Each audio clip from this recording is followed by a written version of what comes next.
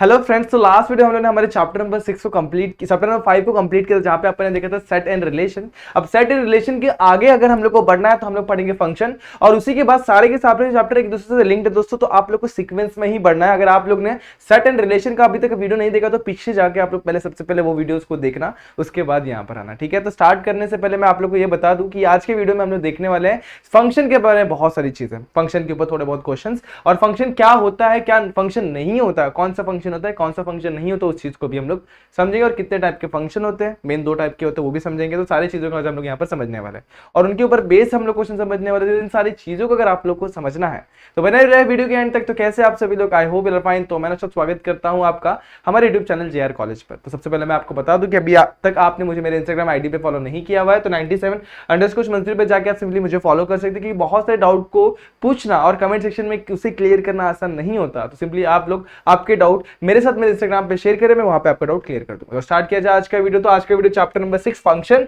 Lecture number 1 है दोस्तों, exercise number 6.1 देखिए, क्वेश्चन नंबर 1 से लेके 4 तक देखेंगे। टॉपिक यहां पर लिखे हुए फंक्शन, डोमेन, कोडोमेन, और इसी के साथ साथ हम एक और चीज देखेंगे जो हम लोग बोलते हैं जिसको रेंज भी बोलते हैं। तो रेंज जो होता है कोडोमेन का पार्ट होता है, वो भी हम लोग यहाँ पर आज देखने वाले हैं, और टाइप्स ऑफ फंक्शन क्या होते हैं वो सारी चीजें, और उसके ऊपर बेस क्वेश्चन देखेंगे, ठीक है। तो स्टार्ट करता हूं मैं। सबसे पहला चीज फंक्शन क्या होता है, तो सबसे पहले डेफिनेशन समझना होगा। फंक्शन को अपन मैपिंग भी बोलते हैं, मतलब एक जगह से दूसरी जगह तक अपन को मैप करना। मैप मतलब देखो कैसे, यहां पर मैंने जो चीजें लिखा उसको समझना। ए फंक्शन और मैपिंग एफ, फंक्शन को अपन एफ से रिप्रेजेंट करते हैं। From set A to B, मतलब एक सेट से दूसरे सेट तक अपन मैपिंग करते हैं। मैपिंग का इस्तेमाल, मैपिंग किस तरीके से ले सकते हैं अपन ना, बहुत सारे तरीके से मैपिंग कर सकते हैं। तो मेनली अपन एरो से रिप्रेजेंट करते हैं मैपिंग को। तो क्या होता है, set A to set B का अपना क्या होता है, मैपिंग होता है, जहां पर क्या होता है, एक रिलेशन होता है which is associated for each element of X in A unique exactly one element Y in B. The element Y equal to F of X, Y को अपन क्या रिप्रेजेंट कर सकते हैं, एफ ऑफ एक्स से भी रिप्रेजेंट कर सकते हैं, और इसी को बोलते हैं y is equals to function of x। ये हो गया फंक्शन ऑफ x। मतलब क्या, a के सारे एलिमेंट जो है ना, सबका क्या होना चाहिए, इसके अंदर इमेज होना चाहिए। या फिर ऐसे ही बोल सकता हूं, b के अंदर जो एलिमेंट उसका प्री इमेज किसमें होना चाहिए, a में होना चाहिए। ये फंडा समझने की बहुत ज्यादा जरूरत है। मैं फिर से बता रहा हूं, a के एलिमेंट को मान लो कि मैं x पकड़ता हूं, b के एलिमेंट को मैं y पकड़ता हूं, तो a का इमेज b में होना चाहिए, इसका सारे के सारे एलिमेंट्स के इमेज इसमें होने चाहिए। या फिर मैं ऐसे बोल सकता हूं, b का प्री इमेज a में होना चाहिए। तो ऐसी चीज को मैं बोलता हूं फंक्शन। अब फंक्शन के बहुत सारे कंडीशंस है, तो उसको भी हम लोग को समझना पड़ेगा, लेकिन कंडीशन को अपन डायरेक्टली रिलेशन जो एग्जांपल्स के साथ ही मैं समझा दूंगा। अब y is what image of x under f, f is also called as map और a transformation। f को अपन क्या बोलते हैं, मैप भी बोलते हैं, ट्रांसफॉर्मेशन भी बोलते हैं, और सबसे फंक्शन भी बोलते हैं। If such function exists, that a is called domain of f। अब ऐसा फंक्शन अगर एग्जिस्ट करता है तो a को बोलेंगे डोमेन और b को बोलेंगे अपन कोडोमेन। तो मेरे हिसाब से डोमेन एंड कोडोमेन आप लोगों को समझ में आ गया होगा। अब रेंज क्या होता है उसको भी मैं आप लोगों को समझाऊंगा। रेंज जो होता है कोडोमेन का पार्ट होता है, मतलब ऐसा भी हो सकता है कि कोडोमेन के सारे एलिमेंट्स रेंज में आ रहे हो, या फिर रेंज के अंदर कोडोमेन के कुछ ही एलिमेंट आ रहे हैं। मान लो कि इधर पे 1 2 3 4 लिखा हुआ है, तो रेंज के अंदर 1 2 3 4 भी आ सकता है, 1 2 3 भी आ सकता है, लेकिन 1 2 3 4 से ज्यादा नहीं आ सकता, 5 नहीं आ सकता, 6 नहीं आ सकता। तो वो या फिर उससे कम ही होता है रेंज के अंदर जो एलिमेंट्स होता है। तो मेरे हिसाब से सारी चीजें आप लोग क्लियर हो गए रहेंगे। अब अपन एक्सप्लेनेशन समझते फंक्शन क्या होता है। तो फंक्शन को अपन समझेंगे यहां पर एग्जांपल्स के साथ। तो यहां पर मान लो कि यहां से यहां पर जा रहा हूं, तो ये रहा मेरा सबसे पहले, अगर ए एलिमेंट का अगर मैं एक फंक्शन में पुट करता हूं, फंक्शन मतलब क्या, अभी देखो मान लो कि आप लोग ने ये चीजें पढ़ी हुई पहले से। एक फंक्शन है एफ ऑफ एक्स, या आप लोग ने पॉलिनोमियल चैप्टर में पढ़ा था पी ऑफ एक्स, याद है आप लोग को 8 9 10 में अपन ने पढ़ा हुआ है। तो वहां पे हम लोग को एक्स स्क्वायर प्लस 2x ऐसा कुछ तो दिया हुआ है। तो इसको अपन ऐसे भी ले सकते हैं, y is equal to X square plus 2x चलेगा। तो इसको बोलते हैं अपन फंक्शन, ठीक है। अब x में क्या क्या वैल्यू पुट करूंगा तो मुझे y की वैल्यू मिलेगी, तो ठीक है। तो ये होती है x की वैल्यू, और उसको अपन लेके जाके अपन y की वैल्यू फाइंड करते हैं। तो ये हो गया मेरा डोमेन और ये मेरा हो गया कोडोमेन, ठीक है। अब a की वैल्यू इसमें पुट की तो मुझे 1 मिला, b पुट किया तो मान लेते हैं मुझे सेकंड वाला टर्म मिल रहा है। तो इस तरीके से मुझे ये मिल रहा है, इससे ये मिल रहा है, इससे ये मिल रहा है। देखो a के सारे एलिमेंट b के अंदर आ रहे, तो ये मेरा क्या होगा, फंक्शन होगा, ठीक है। तो मैपिंग प्रॉपर्ली हो रही है। अब एक और चीज, अब देखो समटाइम्स क्या होता है कि अगर मैं कभी क्या होता है कि मैं एक ही वैल्यू पुट कर दूं तो मुझे सेम अलग अलग आंसर मिलता है।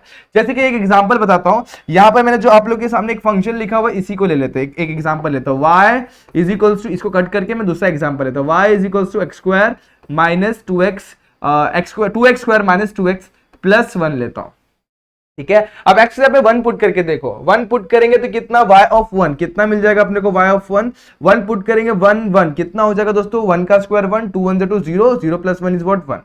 अब एक्स पे 0 पुट करके देखो, 0 0 तो 0 × 0 0 कैंसिल, फिर से 1 मिलेगा, तो y ऑफ 0 भी हमें क्या मिलता है, 1 मिलता है।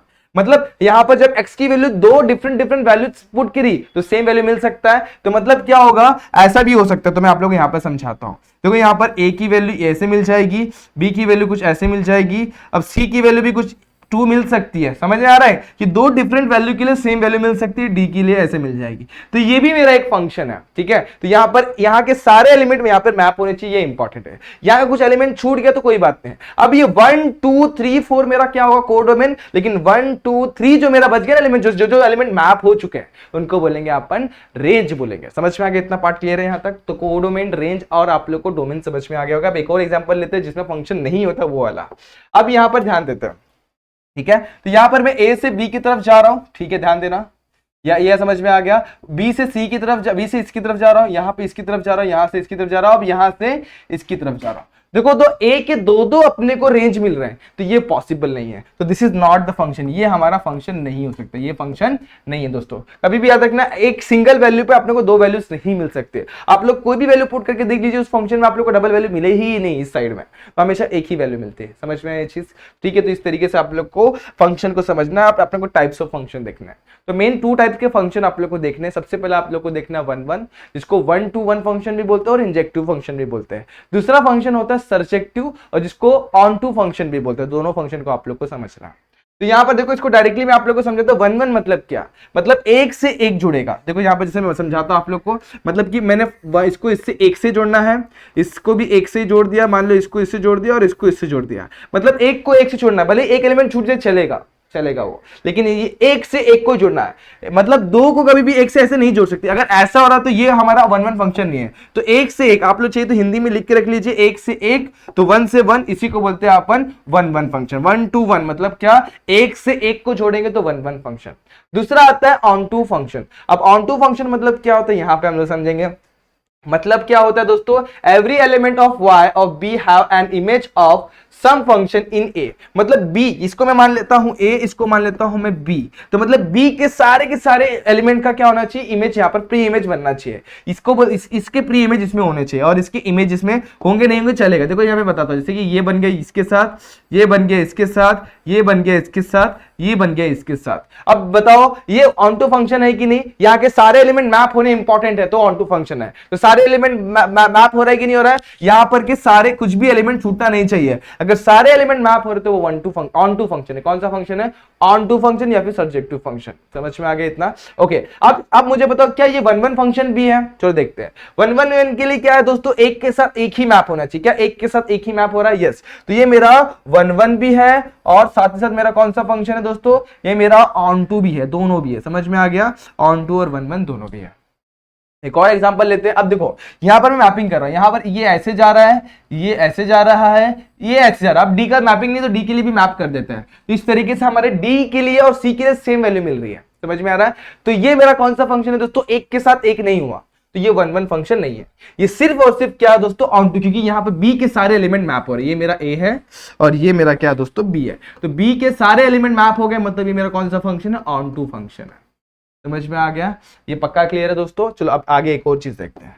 यहां पर मैंने इसको इसके साथ मैप किया, इसको इसके साथ मैप किया, इसको इसके साथ, इसको इसके साथ और इसको इसके साथ मैप कर दिया। देखो अब ध्यान देना मैं क्या कर रहा हूं, इसको इसके साथ और इसको इसके साथ, ठीक है। अब आप लोग ही देखो, कभी भी इस साइड के एक एलिमेंट के दो सॉल्यूशन यहां पे मिल सकते हैं, बिल्कुल भी नहीं। देखो यहां पर भी दो मिल रहा है, यहां पर भी दो मिल रहा है, तो ऐसा पॉसिबल नहीं है दोस्तों। जब ऐसा मिलेगा मतलब वो मेरा ना ही ऑन टू फंक्शन है ना ही 1 1 फंक्शन है, मतलब ये मेरा वन फंक्शन ही नहीं है। This is not the function, this is not the function. ये मेरा कोई भी फंक्शन नहीं, तो ये फंक्शन नहीं है। तो मतलब हमारा फंक्शन नहीं, तो मतलब दोस्तों हमारे दो ही टाइप के फंक्शन अभी तक अपन ने देखे हैं। तो ना ही 1 1 है, ना ही इंजेक्टिव है और ना ही सब्जेक्टिव है, दोनों भी फंक्शन हमारे नहीं है। ठीक है, चलो आगे बढ़ते हैं एक्सरसाइज पे 6.1 पे। अब यहाँ पर देखोगे तो check if following relation are function है कि नहीं, अपने को चेक करना है। ठीक है, तो यहाँ पर मैं एरो बना देता हूँ सब जगह। ठीक है, यहाँ पे ऐसे, ओके।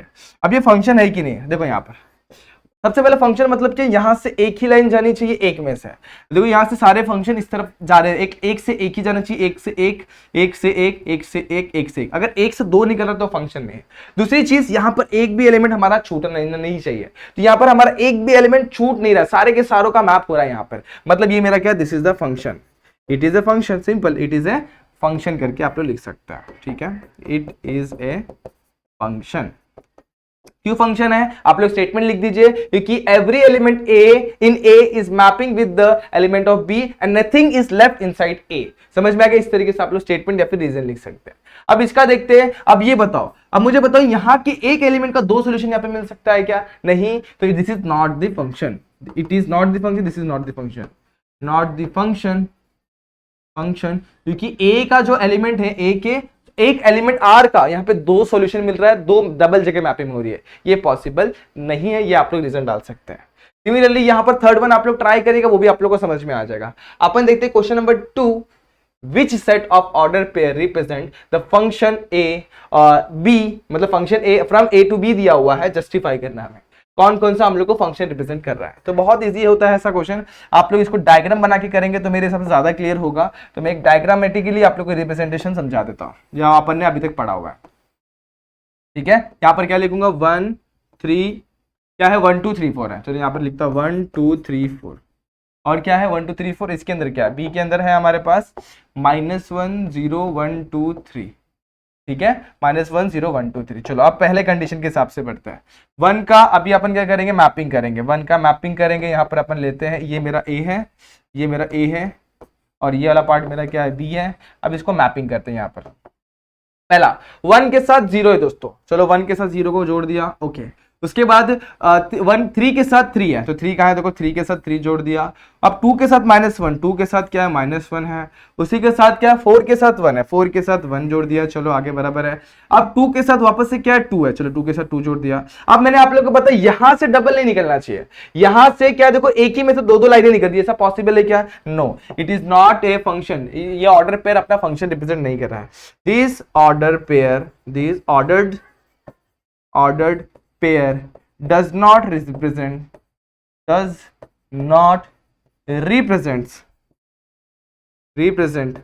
function, any function। समझ में आ गया इतना। अब इसी को भी सेम तरीके से करेंगे, बस आप लोग को सेम ABCD का आप लोग को क्या बनाना है, यहाँ पर ये बना लेंगे। सबसे पहले A के लिए, ये B के लिए, ऊपर लिख दो A दोस्तों, यहाँ पे लिख दो B। एलिमेंट लिखते हैं फटाफट से, एलिमेंट क्या क्या हमारे पास, यहाँ पर एलिमेंट हमारे पास 1 2 3 4, यहाँ पर है -1 0 1 2 3। अब मैप करते हैं। अब देखो आप लोग 1 के साथ, यहाँ पर क्वेश्चन में क्या 1 के साथ 2 को मैप किया गया, तो फटाफट से 1 के साथ 2 को मैप करते, 1 के साथ 2 को मैप करते, कलर में जरा सा चेंज करता हूँ। 1 को मैप किया 2 के साथ, सही है, चलो आगे। उसके बाद 2 के साथ -1, सही है, चलो 3 के साथ 1, देखो यहाँ पर है, एंड 4 के साथ 3, 4 के साथ 3। अब देखो इसके सारे एलिमेंट यहाँ पे मैप कर रहे हैं, राइट है, तो ये मेरा फंक्शन है, this is the function, it is a function. और ये कौन सा फंक्शन है, इट इज ए फंक्शन। अब देखो एक के साथ एक ही मैप हो रहा है, इसलिए मेरा ऐसे भी लिख सकता हूं, दिस इज 1 1 फंक्शन, या फिर 1 to 1 फंक्शन, या फिर इंजेक्टिव फंक्शन, तो ये भी आप लोग लिख सकते हो। समझ में, एक के साथ एक मैप हो रहा है। नेक्स्ट क्वेश्चन, यहाँ पर सेम तरीके से आप लोग करेंगे, एकदम एग्जैक्टली सेम मेथड आप लोग को लगाना है। कैसे, देखो यहाँ पर सबसे पहले ए के लिए बना लो, यहाँ पे बी के लिए बना लो, यहाँ पे लिख दो ए, यहाँ पर बी। ए के अंदर क्या है दोस्तों, 1 2 3 4, बी के अंदर है -1 0 1 2 3, तो 1 2 3 4 -1 0 1 2 3, ठीक है। अब इसका मैपिंग करते हैं।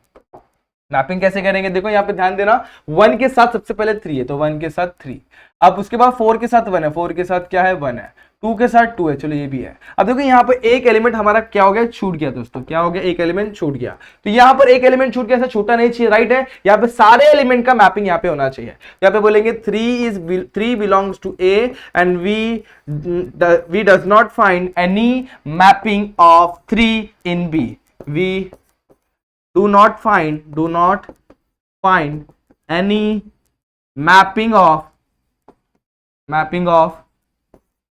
3 in B, therefore it is not a function, it is not a function। समझ में आ गया ये पार्ट। अब सिमिलरली आप लोग इसको ट्राई करना 1 2 3 4, अब ये आप लोग कर सकते हैं। अभी देखो इसमें क्या बोला, 1 का 1 के साथ, 2 का 1 के साथ, 3 का 1 के साथ, 4 का 1 के साथ, चारों का 1 का सोल्यूशन आ रहा है, ये पॉसिबल है obviously, this is the function, simple, काम खत्म, आप लोग को सोल्यूशन मिल गया। तो ये आप लोग ट्राई करना। मैं नेक्स्ट क्वेश्चन पर बढ़ता हूं। अब क्वेश्चन कुछ ऐसा है कि हम लोग को इसमें बोला check if relation given by equation represent y as function of x। जो रिलेशन हमको दिया वो function y as function of x represent कर रहा है कि नहीं कर रहा है, मतलब y इक्वल टू समथिंग हमको लाके रखना है। तो स्टार्ट करते हैं इस क्वेश्चन को सॉल्व करना। तो कुछ इस तरीके से इसको सॉल्व किया जाएगा। तो 2x plus 3y equal to 12 दिया हुआ है। 3y is equal to what, 12 minus 2x हो जाएगा। y is equal to 12 minus 2x by 3। आप देखो ये हम लोग को y इज इक्वल टू क्या मिल गया, इस तरीके से मिल गया। मैं बोल सकता हूं y is a function of x, yes, यहां पर मैं बोल सकता हूं y equal to what, function of x। तो लास्ट में हम लोग लिखना देयरफॉर, जैसे लिखा हुआ है y represents function of x, simple एकदम। तो इसको भी सेम तरीके से करेंगे, ध्यान देना कैसे। यहां पर वाई स्क्वायर वैसे ही यहां पर बचेगा 9 माइनस एक्स, स्क्वायर रूट लेंगे तो दो वैल्यू 9 माइनस एक्स। यहां पर देखो y हम लोग ने लिख दिया एज फंक्शन ऑफ x, तो मैं बोल सकता हूं therefore y is function of x। क्या लिखूंगा, y is function of x, simple एकदम। अब इसको भी देख लो दोस्तों, यहां पर आप लोग ध्यान देंगे तो क्या मिलेगा, ये भी बहुत इजी है दोस्तों। यहाँ पर 2y equal to 10 minus 10, y equal to minus 10 upon 2, y equal to minus 5। अब ध्यान दूंगा तो ये कांस्टेंट फंक्शन है, तो ये फंक्शन ऑफ x तो नहीं हुआ, तो ये क्या है, दिस इज कांस्टेंट फंक्शन। यहाँ पे x का कोई टर्म ही नहीं, दिस इज कांस्टेंट फंक्शन। ये भी आप लोग आराम से कर सकते हो। नेक्स्ट क्वेश्चन पे बढ़ते हैं। तो यहां पर देखेंगे तो यहां पर भी सेम तरीके से, यहां पर देखो y का कोई टर्म ही नहीं है, दिख रहा है आप लोग को। तो 6 प्लस 21 कितना होगा, 27, x is equal to 27 upon 3, x is equal to 9। अब ये क्या है, this is not a, it is not here, y is not the function of x, y का कोई टर्म ही नहीं है, तो y is not the function of x। ये भी मेरे हिसाब से आप लोग को आ जाएगा। ये बड़े ही सिंपल क्वेश्चन थे। अब ये क्वेश्चन नंबर 4 पे अपन ध्यान देंगे। तो क्वेश्चन नंबर 3 तक तो बड़ा ही सिंपल था, क्वेश्चन नंबर 4 को अपने गौर करना है, इसे कैसे सॉल्व करना है। तो स्टार्ट करता हूं सबसे पहले क्वेश्चन के साथ। F of M is equals to what, M square minus 3m plus 1। तो ये दिया हुआ हम लोग को F of M is equals to what, M square minus 3m plus 1। इसको इक्वेशन नंबर 1 डाल के छोड़ देते। पहला कंडीशन दिया हुआ एफ ऑफ 0 फाइंड करना है हमें। एफ ऑफ 0 मतलब क्या, हम लोग को एफ ऑफ एक्स से अगर कंपेयर करूंगा तो यहाँ पर हम लोग को इंप्लाई ये करता है कि एक्स की वैल्यू क्या हो जाएगी, 0, ये हम लोग को फाइंड करना है। यहाँ पर लिखूंगा एफ ऑफ 0 इक्वल टू 0 का स्क्वायर माइनस 3 इंटू 0 प्लस 1। 0 का स्क्वायर 0, 3 इंटू 0 0, और यहाँ पे कितना मिल गया 1। तो यहाँ पे हम लोग को मिल जाएगा सिंपली 1। एफ ऑफ 0 की वैल्यू कितनी मिल गई, 1। तो बड़े ही सिंपल तरीके से एफ ऑफ 0 मिल गया हम लोग को। सिमिलरली एफ ऑफ माइनस 3 निकालेंगे तो यहाँ पर बी में हम लोग क्या निकलना है, एफ ऑफ माइनस 3। इंप्लाई ये करता है m की वैल्यू माइनस 3 पुट करनी है। तो F of minus 3 equal to what, minus 3 का square minus 3 multiply by minus 3 plus 1। Minus 3 का स्क्वायर 9, माइनस माइनस प्लस 3 3 जा 9। यहाँ पर क्या मिल गया, 9 प्लस 9 प्लस 1, 9 9 18, 18 प्लस 1 19। इस तरीके से हमें एफ ऑफ माइनस 3 भी मिल गया। अब निकालेंगे एफ ऑफ सी वाले में क्या निकालना, एफ ऑफ 1/2। इंप्लाई ये करता है कि m की वैल्यू कितनी आ गई, 1/2। सब्स्टिट्यूट करेंगे, सॉल्यूशन फाइंड आउट करेंगे। कैसे, f ऑफ 1/2 इक्वल टू 1/2 का square minus 3 multiply bye 1/2 plus 1। 1/2 का स्क्वायर 1/4 माइनस 3/2 प्लस 1। सबका बेस सेम करेंगे, 2 से मल्टीप्लाई 2 से मल्टीप्लाई। तो यहाँ पर मिल गया हम लोग को 1/4 माइनस 6/4 प्लस 4/4। समझ में आया क्या किया मैंने, ऊपर नीचे 4 से मल्टीप्लाई कर दिया। अब 1 प्लस 4 5 माइनस 6, यहाँ पे माइनस 1/4 हमें मिल जाएगा। ये भी बड़ा ही सिंपल क्वेश्चन था, ये भी आप लोग को आ जाएगा, तो इसमें कोई दिक्कत नहीं है। अब आगे बढ़ते हैं। अब हम लोग को निकालना एफ ऑफ एक्स प्लस 1। मतलब क्या, जहां पर भी आप लोग को एम दिख रहा है वहां पे पुट करेंगे अपन एक्स प्लस 1। चलो स्टार्ट करते हैं। तो 4D वाले में हम लोग को फाइंड करना है एफ ऑफ एक्स प्लस 1। चलो इसे भी फाइंड आउट कर देते हैं, सिंपल। तो एफ ऑफ m में पुट करना है, इंप्लाई ये करता है m की वैल्यू कितनी है, x प्लस 1 पुट करना है। तो f ऑफ x प्लस 1 क्या हो जाएगा, x प्लस 1 का square plus minus 3 into x plus 1 +1। एक बार चेक कर लेते हैं, m का square minus 3m plus 1, m का स्क्वायर माइनस 3m प्लस 1। इसको एक्सपांड करेंगे, x square plus 2x plus 1 मिलेगा। इसे करेंगे तो -3x और यहाँ पे मिलेगा हम लोग को -x, -3x -3, ठीक है। और यहाँ पे मिल जाएगा +1, ठीक है। अब देखो यहाँ पर क्या होने वाला, x स्क्वायर वैसे ही 2x माइनस 3x कितना हो जाएगा, तो 2 माइनस 3 कितना हो जाएगा -x, ओके। प्लस 2 माइनस 3 कितना हो जाएगा -1। तो इस तरीके से हम लोग को मिल जाएगा हमारा सॉल्यूशन। तो आप लोग अभी मेरे हिसाब से ये f of -x find out कर सकते हैं। मैं आप लोग के लिए f of 2 plus h minus f of 2 upon h find out करता हूं। अगर आप लोग को मैं एक चीज अभी बता दूं तो आप लोग को जरा सा हैरानी होगी कि ये जो टर्म दिख रहा है ना आप लोग को, इसका इस्तेमाल हम लोग करेंगे डिफरेंशिएशन चैप्टर में। डिफरेंशिएशन 7 चैप्टर मैंने पहले 9th चैप्टर जो है मैंने बताया कि स्टार्टिंग से जो भी अभी तक आपने चैप्टर पढ़े, कौन कौन set and relation, function, limits, continuity और लास्ट में जो अपना डिफरेंशिएशन, सारे के सारे लिंक्ड है। तो इसका इस्तेमाल, ये एक फॉर्मूला होता है आप लोगों को, डिफरेंशिएशन फॉर्मूला मेथड होता है जिसमें अपन डिफरेंशिएशन फॉर्मूला से फाइंड आउट करते हैं। तो यहाँ पर इसका इस्तेमाल हम लोग करते हैं। तो ये फॉर्मूला का थोड़ा सा पार्ट है, यहाँ पर लिमिट भी लगाना पड़ता है, तो आप लोग को डिफरेंशिएशन मिलता है। यहाँ पर मैं वही f of 2 plus h find out करूंगा पहले। तो हमें क्या फाइंड करना है, ई में क्या फाइंड आउट करना है, ई नहीं एक्चुअली f है वो, तो f में फाइंड आउट करना है f of 2 plus h minus f of h upon में h। f ऑफ 2 है, सॉरी यहाँ पर क्या f ऑफ 2 है, क्या है f ऑफ 2 और यहाँ पर h है। यहाँ पर मैं लिखता हूँ f ऑफ 2 को हटाता हूँ यहाँ से, ओके चलो यहाँ पे लिख दिया। अब मेरे को सबसे पहले इसमें फाइंड आउट करना है, तो सबसे पहले मुझे f of 2 plus h find out करना पड़ेगा। यहाँ पे m का स्क्वायर मतलब 2 प्लस h का स्क्वायर माइनस 3m मतलब m की जगह पे क्या आ जाएगा 2 प्लस h और लास्ट में क्या आ जाएगा +1, ठीक है। तो 2 का स्क्वायर 4h प्लस h का स्क्वायर -6 प्लस -3h प्लस 1, ठीक है। यहाँ पे सही है दोस्तों, ओके। अब क्या करेंगे, देखो जहां पर भी h स्क्वायर को सबसे पहले आगे लिखता हूँ, फिर 4h minus 3h plus h बचेगा, -6 प्लस 4 प्लस 1। तो देखो +4 प्लस 1 कितना होगा +5, ओके। और यहाँ पे -6 प्लस 5 माइनस कितना हो गया -1। तो यहाँ पे अपने को कुछ इस तरीके से मिल जाएगा, कहीं यहाँ तक, ओके। तो इस तरीके से हम लोग क्या मिल गया, h square plus h minus 1, ये मिल गया f ऑफ 2 प्लस h।